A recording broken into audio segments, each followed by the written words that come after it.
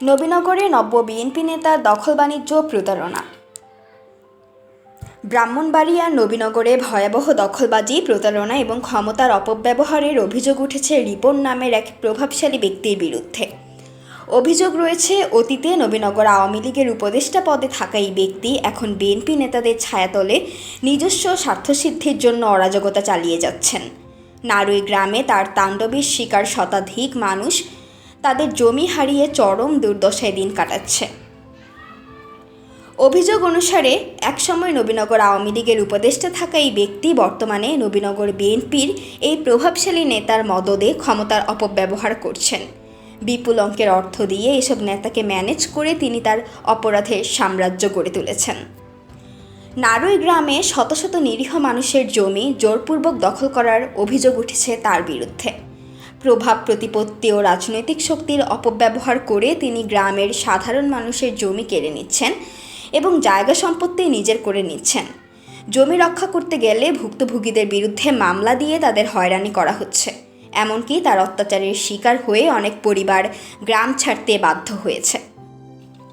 অভিযোগকারীদের মতে, তিনি তার গার্মেন্টস ব্যবসার পাশাপাশি মাওনা ময়মনসিংহ রোডে অল্প মূল্যে জমি কিনে উচ্চ মূল্যে ভ্যালুশন দেখিয়ে সোনালী ব্যাংক, ন্যাশনাল ব্যাংক সহ বিভিন্ন ব্যাংক থেকে শত শত কোটি টাকা ঋণ নিয়েছেন।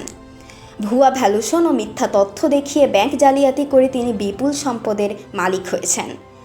অভিযোগ রয়েছে, এই অর্থ ব্যবহার করে তিনি শুধু ব্যবসা সম্প্রসারণ করেননি, বরং নারুই সহ আশেপাশের এলাকার জমি দখল করেও সাধারণ মানুষকে নিঃস্ব করেছেন।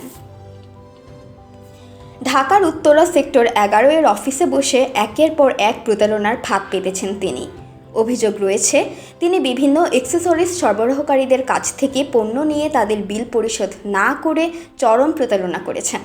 গোল্ড স্টার কোম্পানির মালিক জিলানি তার কাছ থেকে 1200 মার্কিন ডলার পাওনা রয়েছেন, যা গত 5 বছরেও পরিশোধ করা হয়নি। ব্যবসায়িক মহলে তার এমন প্রতারণার জন্য তাকে অবিশ্বাস্য প্রতারক হিসেবে আখ্যায়িত করা হচ্ছে। অভিযোগ রয়েছে, একসময় আওয়ামী লীগের উপদেষ্টা থাকা অবস্থায় প্রভাব খাটিয়ে অঢেল সম্পদের মালিক হলেও এখন বিএনপি নেতাদের ছত্রছায়া থেকে প্রশাসনের চোখ ফাঁকি দিয়ে এসব দখলবাজি চালাচ্ছেন তিনি। ভুক্তভোগীরা অভিযোগ করেছেন, তিনি তার অপরাধ ঢাকতে রাজনৈতিক অবস্থান ব্যবহার করছেন এবং বিএনপির পরিচয়ে তার দখলবাজি, প্রতারণা এবং অত্যাচারের রাজত্ব কায়েম করেছেন। ভুক্তভোগী পরিবারের মধ্যে অন্যতম নারুই গ্রামের বুরহান ও তার পরিবার, যারা জমি হারিয়ে চরম দুর্দশায় দিন কাটাচ্ছেন। তাদের মতে, এই প্রভাবশালী ব্যক্তি কেবল জমি দখল করেই ক্ষান্ত হননি, বরং তাদের বিরুদ্ধে মিথ্যা মামলা দিয়ে তাদের হয়রানি করছেন। ভুক্তভোগীরা প্রশাসনের কাছে এই অত্যাচারী ব্যক্তির বিরুদ্ধে কঠোর ব্যবস্থা গ্রহণ এবং তাদের জমি সম্পত্তি ফেরতের দাবি জানিয়েছেন। অভিযোগকারীরা আরও জানিয়েছেন, ফ্যাসিস্ট আচরণ ও ক্ষমতার অপব্যবহার করে তিনি গ্রামের সাধারণ মানুষকে ভীত সন্ত্রস্ত করে রেখেছেন। তার অত্যাচারের বিরুদ্ধে মুখ খুলতে ভয় পান অনেকে, কারণ তার রাজনৈতিক পরিচয় এবং ক্ষমতার প্রভাব এতটাই বিস্তৃত যে প্রশাসনও তার বিরুদ্ধে কোনো ব্যবস্থা নিতে ভয় পায়।